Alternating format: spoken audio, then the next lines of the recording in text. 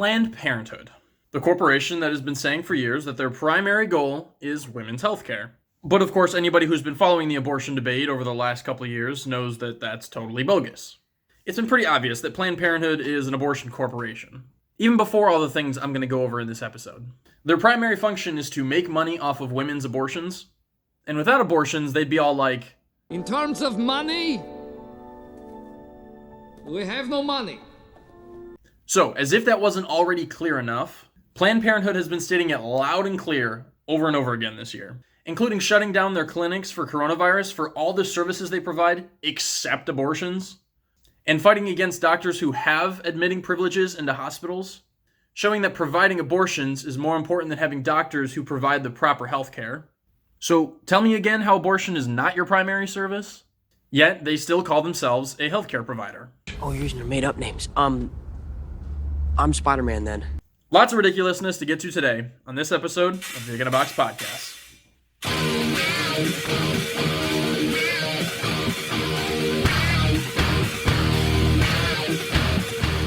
I normally like to start with like a light personal note before I get into the episode, but like I'm literally just sitting at home. Quarantine life, all alone, unable to see my girlfriend Samantha. No, it's Samantha. Just, biding my time with lots of Minecraft and Super Smash Bros. And Pokemon Shield. Please play with me. I mean, I've also been getting back into running now that the weather's finally getting warmer. But knowing Michigan Governor Gretchen Whitmer, I really think we're about to the point where she's going to start cutting off people's heads just for stepping outside their house. Off with his head! Okay, so speaking of off with their heads, let's talk about Planned Parenthood. Oh, okay. I see what you did there. Again, the corporation that profits from millions of abortions every single year. And while they claim that women's health in general is the most important thing to them, and, abortion is just kind of like a minor piece in there, turns out it's all about the abortions. Shocker. What? You didn't see that coming? Okay, so before I get into how terrible Planned Parenthood is, let's start by talking about how absolutely amazing Planned Parenthood is. If you knew absolutely nothing else about Planned Parenthood, and you just looked at like their website or their YouTube channel, you'd think that they were a group that was dedicated to women's health no matter the cost. That's right, nothing but respect and care for women. Nobody has more respect for women than I do. Nobody. That's totally their goal. For example, you'll find super inspirational videos like this one, which they put on their YouTube channel about a year ago. Check it out.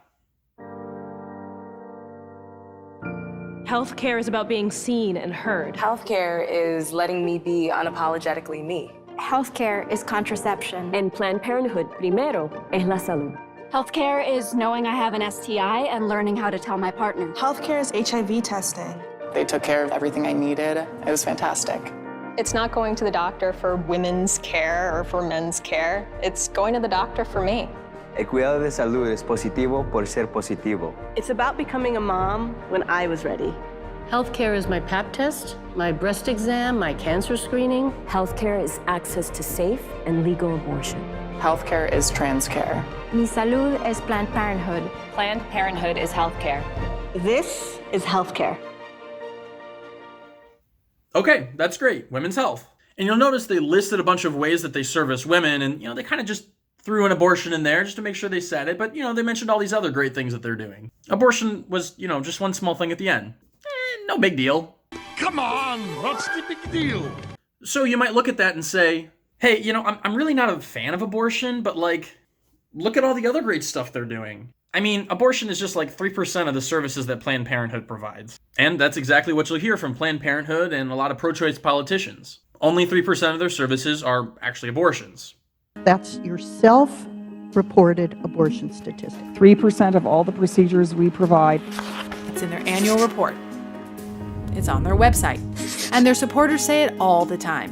And abortions only comprise 3% of Planned Parenthood's health services. Abortion services only account for about 3%. Because only 3% of what Planned Parenthood does is abortions. 3% of patients visit Planned Parenthood for a safe and legal abortion. 3%. But notice how it's only 3% of their services, not 3% of the people that come in, or even just 3% of visits. So let's say a woman comes in for an abortion. Basically, at a minimum, she's going to get at least a pregnancy test, an STD test, some contraceptives, and then the actual abortion. And possibly she might even get more services than that. But even if we just stick to that, that was 4 services. But only one person and one visit and only one reason that she came to Planned Parenthood. So Planned Parenthood would say that only 25% of the services provided for that woman was abortion, even though 100% of those services were for the end goal of abortion. And if the woman had even more services thrown in during that process of her trying to get an abortion, then that would lower the percentage even more. So again, they would say only like 25% of that woman's services were actually an abortion, even though 100% of that visit was about the abortion. You see how they skew the numbers to make it not look so bad? I mean, maybe they just don't know how to do math. I don't know. Maybe that's all it is. I understand. Math is hard, but I'm here to help. Welcome to Math Magic Land, Donald Duck. Where am I? Mathemagic Land. Math Magic Land?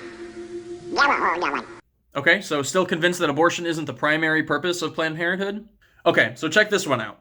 This is a post on Facebook made by Planned Parenthood in Pennsylvania. So you can see back in March, as coronavirus was shutting a lot of things down, Planned Parenthood decided that they have temporarily closed all of their health centers for family planning visits effective March 23rd. But now read the bold text. At this time, Planned Parenthood Keystone is serving patients in Allentown, Wilkes-Barre, Warminster, Reading, York, and Harrisburg for abortion services only. That's the key right there. For abortion services only. So as Planned Parenthood is shutting down all of their other services, they think that abortion is the one thing that they need to keep open. In their eyes, that is the most important service for them to continue.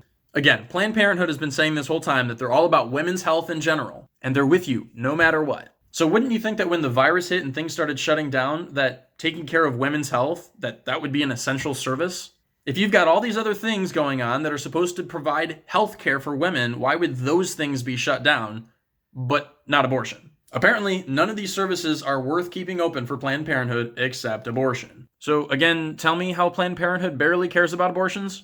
It's not true. You know, just abortion. It's just a minor thing they do. Liar! Like, come on, they barely even do abortions. Liar! Liar! Get back, witch! I mean, like, if they really cared about women's health, you would think that they would try and stay open for all of those services. I mean, aren't those things important too? According to Planned Parenthood, apparently not. The only thing that matters to them is your abortion, which just so happens to be where a vast majority of their profit comes from.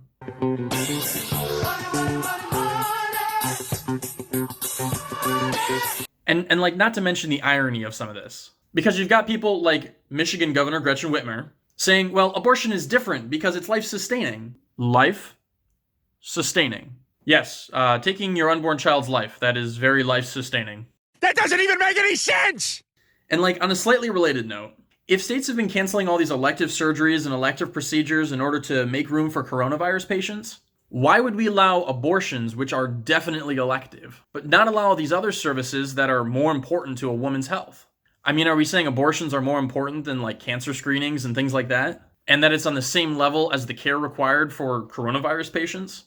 And if our hospitals have been so overrun by coronavirus patients, shouldn't all the masks and other equipment that Planned Parenthood is using be given to hospitals that have women who are actually sick and are actually dying? That's what a lot of other clinics are doing. I mean, heck, we could have even turned Planned Parenthood buildings into like field clinics for hospitals that were being overrun with coronavirus patients or were expecting to be overrun. Especially since Planned Parenthood buildings at least kind of already had some of the medical equipment that might have been necessary. But no, that would just make too much sense. Because we'd rather support the abortion industry at all costs. Just, ignore all that other stuff. You probably should ignore that.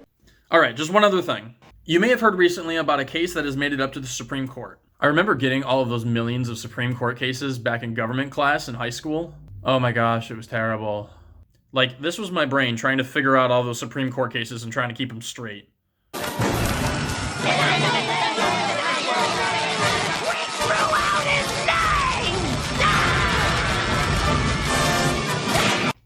Alright, well here's another court case for you to remember. June Medical Services versus Russo. In short, there's a law in Louisiana that states that abortion doctors must have patient admitting privileges into a local hospital, so that if anything goes wrong with the abortion, they can quickly and efficiently get that person checked into a hospital, so that they can get the necessary health care that they need. And this is what clinics that aren't for abortion do with their doctors. So, this Supreme Court case is challenging that law, because they're questioning if an abortion doctor really needs to have admitting privileges into a hospital. Okay, so that's the case that's made it to the Supreme Court. If you haven't heard about the Supreme Court case already, what you probably have heard is New York Senator Chuck Schumer's comments about it. So I'll start by showing you that clip. Check it out. Inside the walls of this court, the Supreme Court is hearing arguments, as you know, for the first major abortion right cases since Justices Kavanaugh and Justices Gorsuch came to the bench. We know what's at stake. Over the last 3 years, women's reproductive rights have come under attack in a way we haven't seen in modern history. From Louisiana to Missouri to Texas, Republican legislatures are waging a war on women, all women. And they're taking away fundamental rights. I want to tell you, Gorsuch, I want to tell you, Kavanaugh, you have released the whirlwind, and you will pay the price. So let me ask you, my friends, are we going to let Republicans undo a woman's right to choose? We're going to stand against all these attempts to restrict a woman's right to choose, and we will win.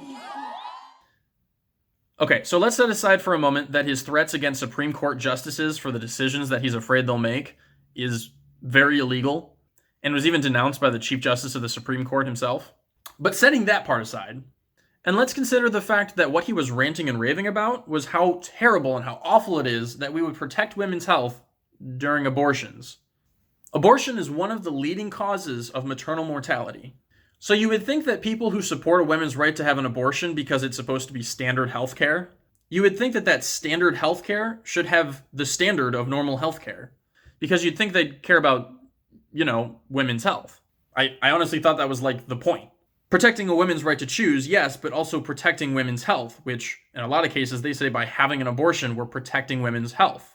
Just to be 100% clear, this law in Louisiana does not in any way restrict a woman's right to have an abortion. No mother is legally prevented from getting an abortion by this law. No mother is punished in any way for an abortion by this law.